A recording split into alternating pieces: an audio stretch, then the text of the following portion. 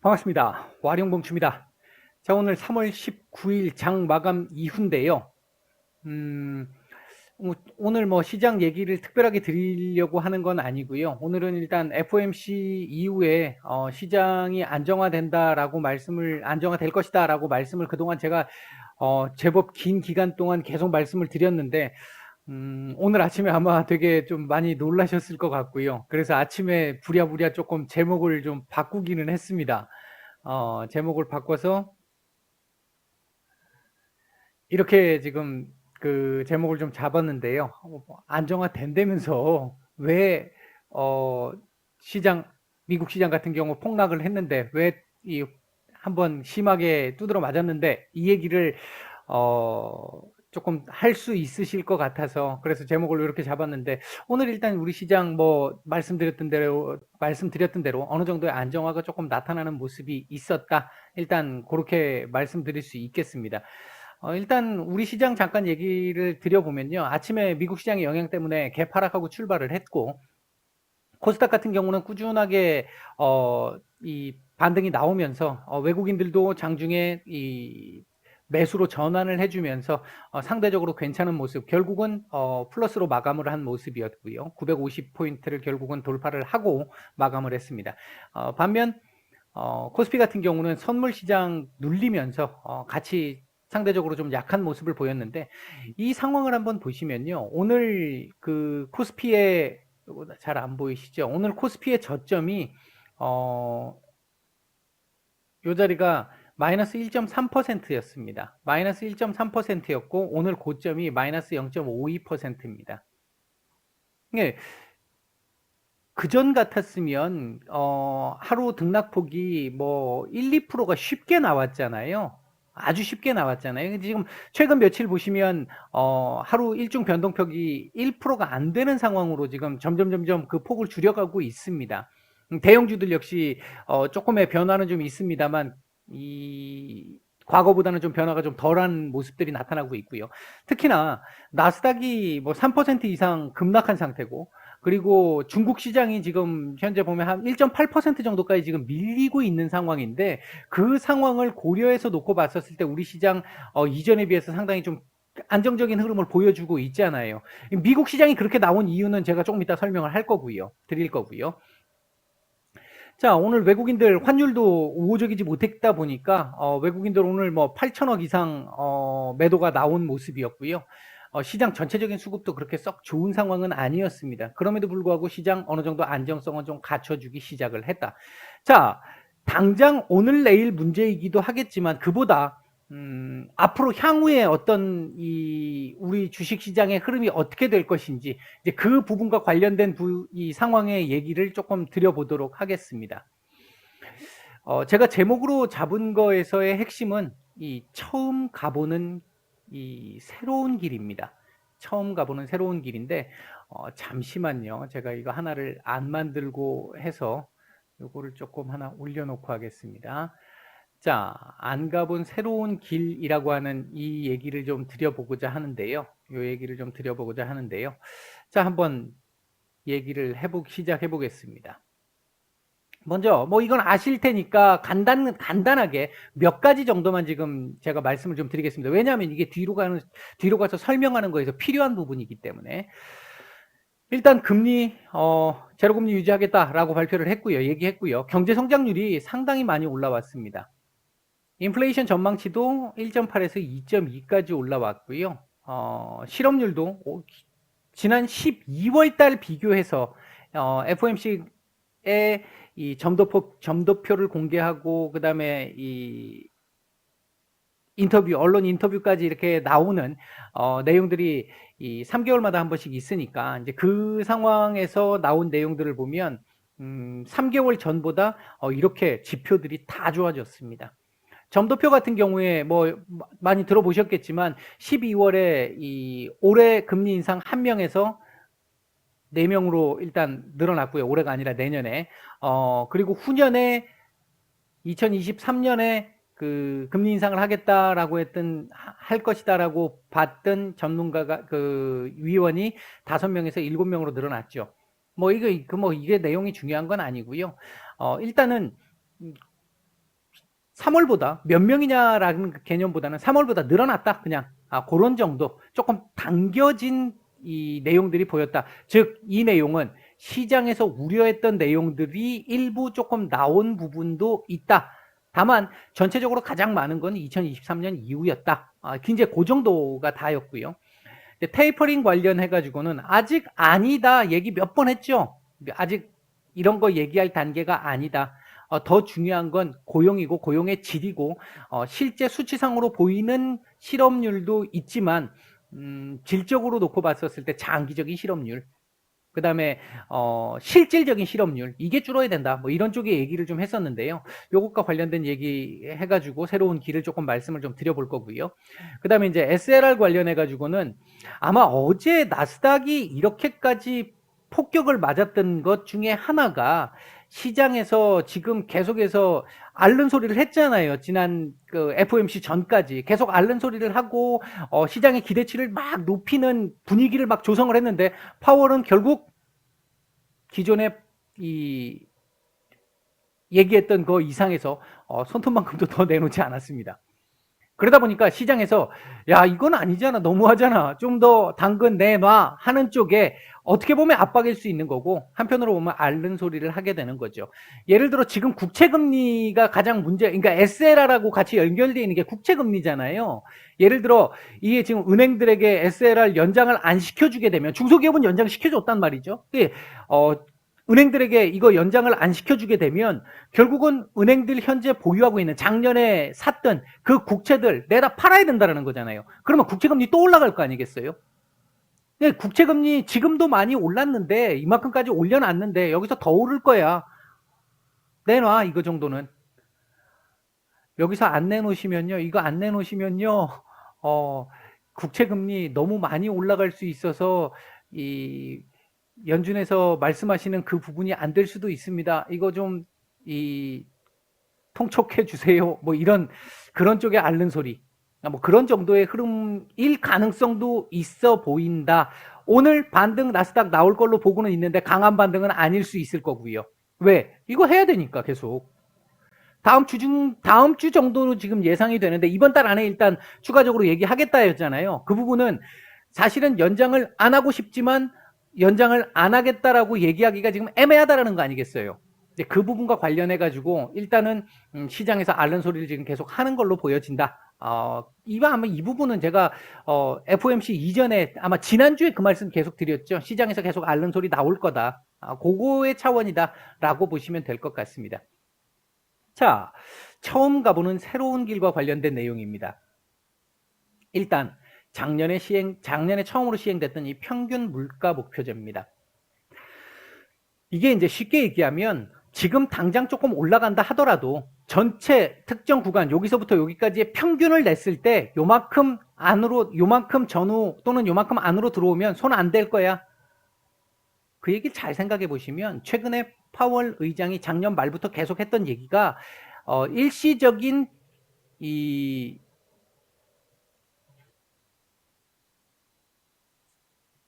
인플레이션 상승은, 죄송합니다, 일시적인 인플레이션 상승은 용인하겠다라고 얘기를 했잖아요. 그 부분 생각을 해보시면 일시적인 부분은 용인한다. 그리고 지금 인플레이션 압박이 있다는 거 알고 있지만 이거 일시적일 걸로 본다. 그런 모든 얘기들이 이거하고 같이 연결되어 있는 거잖아요. 그러니까 지금 아무것도 안 하고 있어가 아니라 뭐 격렬하게 아무것도 안 하고 싶다, 뭐 그 개념은 아니고요.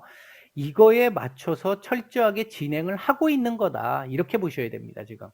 근데 시장은 그러면 왜 이렇게 히스테리를 부리느냐, 이제 그 부분을 이해하기 위해서는 요걸 이제 또 조금 보셔야 되는데, 2차 세계대전 이후에 현대 국가의 경제 목표가 경제성장, 즉 완전고용과 물가 안정이잖아요. 근데 이건 일명 우리가 얘기하는 두 마리 토끼잖아요. 이것과 관련해 가지고는 제가 저희 그 유튜브 그 메인 화면에 주식 공부하는 쪽 있잖아요. 그쪽에 밑으로 쭉 내려보시면 요것과 관련된 내용 나올 겁니다. 기초 개념이 참고하시면 될 것 같고요.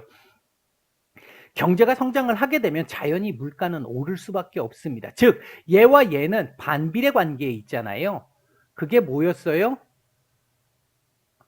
요렇게 관계를 갖는 필립스 곡선이었잖아요. 면도기 곡선. 이 필립스 곡선을 철저하게 2차 세계대전 이후부터 시작을 해서, 아니 뭐 경제공황이죠.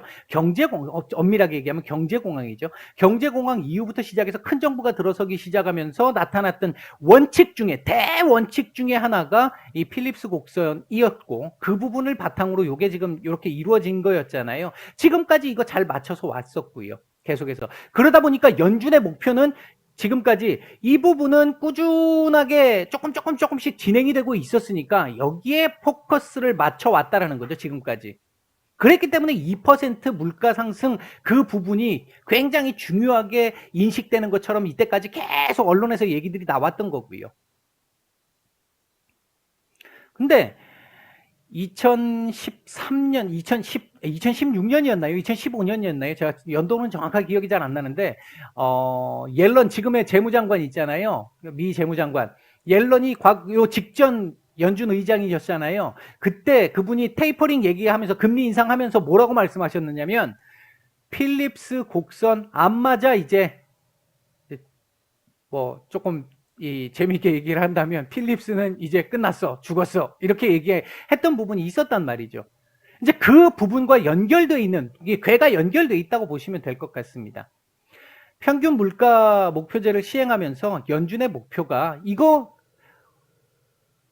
반드시 양립하는, 그러니까 반비례 관계로 움직이는 그 부분이 아닐 수도 있어라고 하는 그거 하나와, 그리고 당장 니네가 그래 이거 두 개를 반비례 관계로 본다라고 한다면, 지금까지 우리 연준은 약 1930년대부터 따지면 한 7, 80년 됐잖아요. 그동안 여기에 포커스를 맞춰 왔어. 그런데 물론 중간중간에 이제 이 정부 실패라든지 이런 거 있었을 땐 좀 내용이 달라지긴 했습니다만, 여기에 포커스를 맞춰왔어. 그런데 이제는 여기에 포커스를 좀 맞출 거야, 이렇게 얘기한 거잖아요.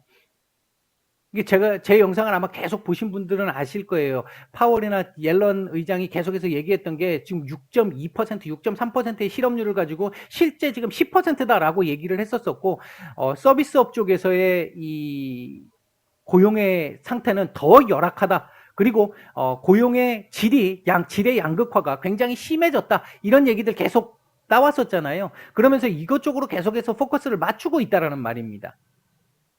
이런 부분들이죠. 이런 부분들. 그러니까 이런 상황들을 생각을 해보게 되면, 지금까지 전 세계 경제가, 특히 세계를 주도했던 미국 경제가 요거 두 개를, 얘가 조금 심해지면 요쪽에 포커스를 두고 얘가 조금 심해지면 요거에 포커스를 두는, 그래서 두 마리 토끼를 적절하게 이렇게 맞춰왔던 그 부분이 1차적으로 1970년대 석유파동 이후에 정부 실패가 나타나면서 이거에 대한 회의감이 한번 나왔잖아요. 그 뒤로 신자유주의 나오면서 바뀌는 듯 했습니다만, 그럼에도 불구하고 대원칙은 요걸 그대로 갖고 갔었고, 지금까지 이게 맞는 것처럼 계속 흘러왔다라는 겁니다. 근데 지금 그거를 근본적으로 좀 건들겠다라고 하는 것과 조금 다르지 않은 그런 모습들을 지금 보이고 있는 것이다. 자, 다음 넘어가 보겠습니다. 제가 지금 제목으로 붙인 부분이 이겁니다. 안 가본 길 가려면 뭔가 어색하잖아요. 틀린 것 같고 잘못된 것 같고, 그 부분들에 대해서 적응해 나가는 과정, 이렇게 볼 수 있을 것 같은데요. 그동안 미국 경제가 완만한 성장을 기록하면서 연준은 두 마리 토끼 중 물가 안정 쪽에 방점을 더 찍고 관리를 해왔다. 그러니까 이게 꼭 무조건 지금까지 계속해서 물가 안정만 하나만 딱 그 방점을 찍고 여기에만 매진했다, 이 얘기가 아니라 시기에 따라서 전반적으로 두 마리 토끼를, 아까 말씀드렸듯이 한쪽이 안 좋아지면 그쪽에 포커스를 조금 더 둬가지고 균형을 맞추려고 했다라는 거죠. 근데 지금 연준이 파악하기로는 고용이라고 하는 부분이 이렇게 내려와 있다는 겁니다. 이렇게 물가보다 안 좋다라는 거죠. 그럼 이거 조금 더 집중적으로 다시 위로 올려야 되겠어, 그 얘기를 하고 싶은 거잖아요. 이쪽에 방점을 조금 더 찍고 싶다, 이 얘기를 한 겁니다. 그러다 보니까 지금까지의 체제와 뭔가 다른데, 왜 정부에서 이렇게까지 돈을 풀고 화폐가치 떨어지고 인플레이션 나타나면 완전 고용이 먼저가 아니라 물가 상승이 먼저 되면서 이거 자산가치 폭락 와, 이게 지금까지 공식이잖아요. 그게 지금 제일 무서워하고 있는 거고, 시장이 히스테리를 부리고 있는 거 아니에요, 지금 그 부분이. 그동안의 고정관념이었다는 거죠. 물론 누구도 가보지 않은 길이기 때문에 이게 고정관념인지 정답일지는 알 수가 없습니다. 정확하게는 아직은. 근데 연준이 지금 새로운 시도를 하고 있는 건 분명해 보인다. 그 히스테리를 지금 시장이 부리고 있는 겁니다. 왜 이때까지 우리가 알고 있는 이 자연스러운 이 흐름으로 안 가고 이상한 다른 우리도 모르는 이상한 길을 가려고 하는데 라고 얘기하는 거죠. 시장은 이 새로운 길에 대한 데이터가 아무것도 없어요. 왜? 처음 가는 길이니까. 불안하다 이거죠. 알고 있는 대로 좀 해주면 좋겠는데 그러면 뭐 주식시장 조금 뭐 밀리면 밀리는 대로 뭐 채권 시장에 조금 더 들어가고 아니면 완전히 안전자산으로 금에다 좀 더 넣고 뭐 이런 여러 가지 아니면 해지를 또 하고 이런 식으로 이렇게 나가는 우리만의 방법이 있는데 왜 그거 인정 안 해주고 계속해서 부양하려고 그러는데 경제 성장률 이렇게 좋다며 물가 상승한다며 근데 왜 긴축 안 하는데 이거 문제 있는 거 아니야? 지금 그 기존의 틀을 계속 강조하고 있는 겁니다. 그 부분 때문에 지금 문제가 발생하고 있는 거고요. 1차적으로 그 개념이 지금 현재 시장에 상당히 큰 이 파월 의장이 계속해서 FED가 계속해서 금리 인상 안 해 한다 하더라도 미리 얘기해 줄게 라고 얘기를 했음에도 불구하고 시장이 계속해서 불안하게 움직이고 있는 것 중에 하나가 이런 거라는 거죠. 원인이.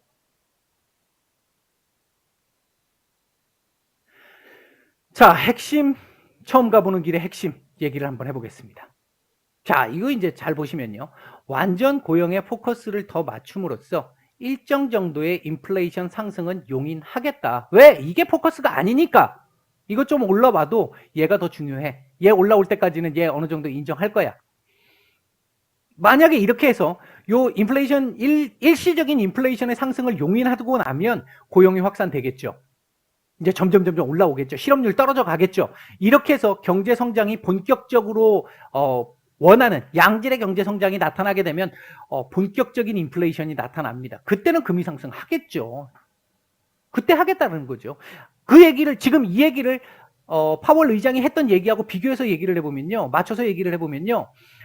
인플레이션이 이미 일정 정도 진행이 된 걸 확인한 이후에 올리겠다. 이 얘기를 했잖아요. 그게 이거잖아요. 그러니까 조금 이제 자세하게 말씀을 드려보면 처음에 지금 발생하는 지금 이제 부양책이라든지 또 좀 있으면 이 인프라 쪽에 또 이 부양책이 또 나올 거 아니겠어요? 그럼 뭐 진짜 뭐 달러는 뭐 동네 걷어 차이는 달러처럼 많이 풀리게 될 텐데 그렇게 됐을 때 인플레이션 나올 수밖에 없습니다. 인플레이션은 부양책 등으로 인해서 늘어난 통화량에 의해 인플레이션 발생할 수밖에 없다. 이건 일시적일 거기 때문에 용인하겠다. 한 3분기, 4분기 넘어가면 그때부터 다시 내려앉을 거니까. 지금 2분기 같은 경우가 기저효과 때문에 더 심한 거잖아. 그건 일시적인 거잖아. 이렇게 얘기하는 거고요. 이후에 이렇게 해서 고용이 확대되기 시작을 하고 실업률이 하락이 되기 시작을 하면서 진정한 의미의 경제성장 이 부분이 나타나기 시작한다면 이때 인플레이션이 나오겠지. 그때는 금리를 상승시키거나 아니면 그때 가서 만약에 상황을 보고 뭐 오퍼레이션 트위스트를 하든지 수익률 곡선을 제어하든지 이걸 하겠다. 이거일 가능성이 높겠죠. 어쨌든 그런 쪽의 개념으로 보고 있는 것이다. 이때 발생하는 인플레이션은 연준이 계속해서 파월 의장이 계속해서 얘기를 했던 시장이 충분히 받아들일 수 있는 정도의 수요견인 인플레이션, 일명 착한 인플레이션일 거기 때문에 이때 테이퍼링 나온다고 해가지고 크게 문제될 거 없어. 경제가 그만큼 좋아지는데 금리 상승 따라잡을 만큼의 기업의 실적이 올라가는데 뭐가 문제야? 이렇게 얘기를 할 수 있는 이런 부분들이 있다는 거죠. 그렇기 때문에 지금 현재 이 단기적으로 이 국채 금리 인상에 따라서 주식시장, 금융시장이 조금 왔다 갔다 하는 거 물론 다른 변수들도 좀 있습니다. 요 뒤에 말씀드리겠습니다만 그런 부분들은 지금 단기적인 거야. 이렇게 지금 보고 있다는 거고요. 일시적인 거라고. 향후 시장 전망 간단하게 보면요. 단기적으로 금리 상승에 대한 우려감 계속 나타나면서 국채 금리 상승할 가능성이 있습니다. 물론 어제 급등 어제 급등세가 제법 있었잖아요. 그것 때문에 나스닥 많이 밀렸고 그랬기 때문에 뭐 하루 이틀 정도 또 조정 나오겠죠. 오늘 아까 제가 이 영상 찍기 전에 보니까 국채금리 일단 조금 내려오고 있는 모습을 보이던데 조금 조정을 보이겠죠. 그리고 나서 점진적으로 서서히 또 올라갈 겁니다. 올라갈 거예요. 이거 뭐 1.9 이렇게 올라갈 겁니다. 10년물 기준으로 했을 때. 그거 올라갔었을 때 지금처럼 이렇게 민감하게 얘기 안 나올 수 있다라는 거죠. 시장 반응 이렇게 안 할 수 있다는 거죠. 아까 말씀드렸던 이 적응 과정 넘어가면 시장으로 하여금 그걸 받아들이게끔 지금 하고 있는 거고요. 결국 금리 상승은 빨라도 2022년 말 또는 2023년 초, 조금 늦어지면 중반 이유가 될 수 있을 것 같습니다. 제가 생각할 때 2023년 말, 지금 현재 얘기 나오고 있는 2023년 말이나 2023년 이후보다는 땡겨질 것 같아요. 왜? 미국 시장 예상보다 조금 미국 경제 빨리 일어설 걸로 보이기 때문에 빨리 일어서도 금리 인상 안 할 겁니다. 분명한 건. 당장은. 시장이 지금 우려하는 그 부분은 안 나올 거예요. 왜? 보는 시각이 다른데요. 접근하는 방식이 다르잖아요. 제가 앞에서 말씀드렸던 그 부분에서. 금리 상승에 대한 시장의 적응 과정이 필요하기 때문에 급등 또는 안정적 우상향은 어려울 수 있습니다. 이 과정이 필요하니까 당장은. 근데 요 기간 조금 지나서 적응이 되기 시작을 하면 그 다음부터는 국채 금리에 크게 민감하게 반응하지 않는 그렇게 움직일 가능성 보고 있습니다. 그 다음에 이제 상승과 조정이 반복되는 과정에서 계단식 상승 가능성이 있다. 예를 들어서 이렇게 올라가는 개념이라기보다는 또는 뭐 이렇게 내려가는 개념이라기보다는 이렇게 올라갔다가 한번 내려오고 이렇게 올라갔다가 이렇게 내려오고 이렇게 올라갔다가 이렇게 내려오고 이런 식으로 조금 서서히 천천히 고점을 서서히 높여가는 이런 식의 흐름이 나올 가능성이 훨씬 더 높다. 그러니까 작년 3월부터 작년 말까지 보여왔던 그 일방적인 이런 상승, 이 상승은 이제는 조금 어려울 거라고 보고 있습니다. 이 얘기는 몇 번 드렸고요. 그리고 그러니까 3분기 중반 정도까지는 가능할 걸로 보고 있고, 그 이후부터 시작을 해서는 약간 조정이 나올 걸로 보여집니다. 이제, 조정세가 조금 더 진행이 될 걸로 보고 있고 4분기 후반 또는 뭐 한 12월 정도, 1월 정도 이렇게 넘어가는 구간에서부터는 다시 제자리로 돌아오지 싶습니다. 제가 판단할 때는 그렇습니다. 자, 그렇다면 이런 제가 지금 말씀드렸던 부분, 앞에서 말씀드렸던 부분에 대한 어떤 변수는 뭐가 있을까? 당장은 다음 주, 제가 봤을 때 다음 주일 것 같은데 또 여차 또 눈치 보면 다다음 주까지 갈 수도 있겠습니다만 일단 당장 놓고 봤을 때는 SLR입니다. 이거 일단 연장을 하면 단기적으로 시장 확실히 안정감을 좀 갖게 될 겁니다. 국채금리도 조금 빠르게 안정을 찾게 될 거고 요 부분이 진행이 안 된다면 단기적으로 추가적인 또 흔들림이 또 한번 나올 수 있습니다. 요건 지금 변수입니다. 그리고 이제 조금 더 길게 봐서 내년까지 뭐 이렇게 후년까지 이렇게 놓고 봤었을 때 조금 길게 보면 잠재적인 부분이고 실질적으로 그게 수면 위로 올라왔다 내려갔다 할 수도 있겠습니다만 미중 관계, 미러 관계입니다. 일단 미러 관계는 그동안 얘기가 그렇게 또 수면 아래에 있었잖아요. 수면 아래에 있던 부분인데 바이든 대통령이 지난번 선거에서 러시아가 배후에 있다. 푸틴이 배후에 있다. 이런 식의 발언을 하면서 가만 안 두겠라고 얘기를 했죠. 대놓고. 그러다 보니까 러시아에서 미국 대사관 소환했잖아요. 작전 짠다고. 그런 지금 상황을 만들어 놓고 있기 때문에 우리 또 마초 이 푸틴 이 형님 막 나갈 수도 있어서 어떤 상황이 나올지 좀 지켜봐야 될 부분, 변수가 조금 될 수 있겠다라고 생각이 되는 부분이고요. 그다음에 이제 지금 현재는 끝났는지 모르겠습니다만 미중 간의 고위급 회담이 지금 알래스카에서 진행되고 있잖아요. 여기 뭐 일단 뭐 강경하게 서로 지금 불꽃이 튀고 있는데 이 부분이 트럼프 대통령 때처럼 경제적인 어떤 관세 부분이라든지 이런 쪽으로 포커스가 맞춰지지는 않겠지만 이미 만들어 놓은 걸 굳이 만들어 놓고 칼자루를 쥐어 놓은 걸 굳이 놓을 필요는 없잖아요. 그러니까 트럼프 전 대통령이 만들어 놨던 그 칼자루 쥐고 놓지는 않고 있다는 거죠. 지금 현재 바이든 대통령도.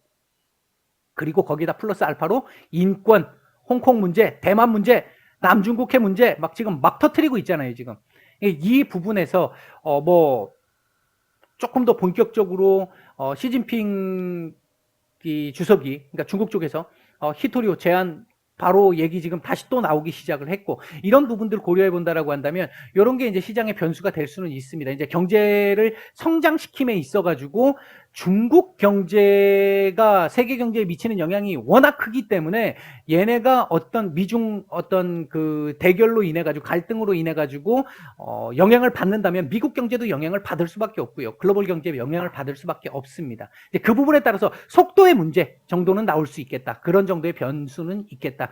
그러나 일단 전체적으로 제가 말씀을 드렸던 부분에서는 지금까지 해왔던 공식과 다른 공식을 가려고 한다라고 하는 것.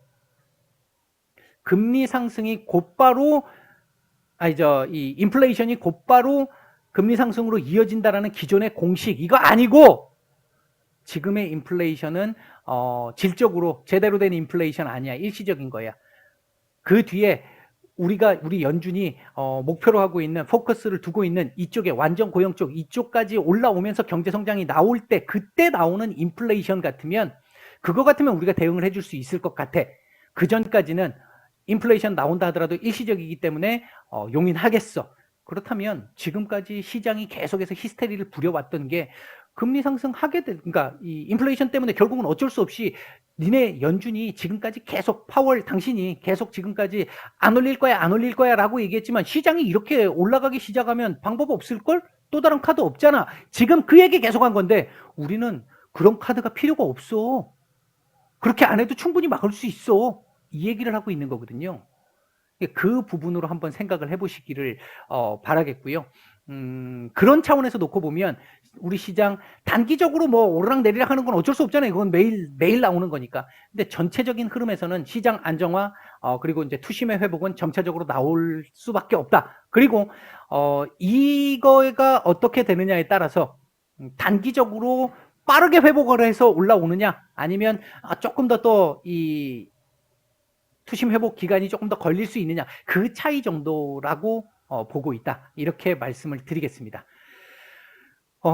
뭐 말씀을 드리다 보니까 조금 긴 시간 말씀을 드렸는데요.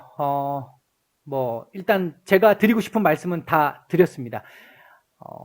그동안 굉장히 좀 제법 긴 시간이었잖아요. 한 2달 넘는 시간 동안 지수는 그대로 비슷하게 박스권을 형성하고 있었는데 시장이 안정화도 안 되고, 종목들 시장은 안 무너지는데 내 종목만 무너져, 뭐 이런 거 되게 많았잖아요. 이제 그런 상황들이 조금씩 이제 정상적으로 돌아갈 것이다. 이제 거의 끄트머리에 와 있다. 이렇게 일단 말씀을 드리고 싶습니다. 제 개인 생각은 그렇고요. 일단 여기까지 말씀을 드리겠습니다. 주말들 잘 보내시고 월요일 뵙겠습니다. 마치겠습니다.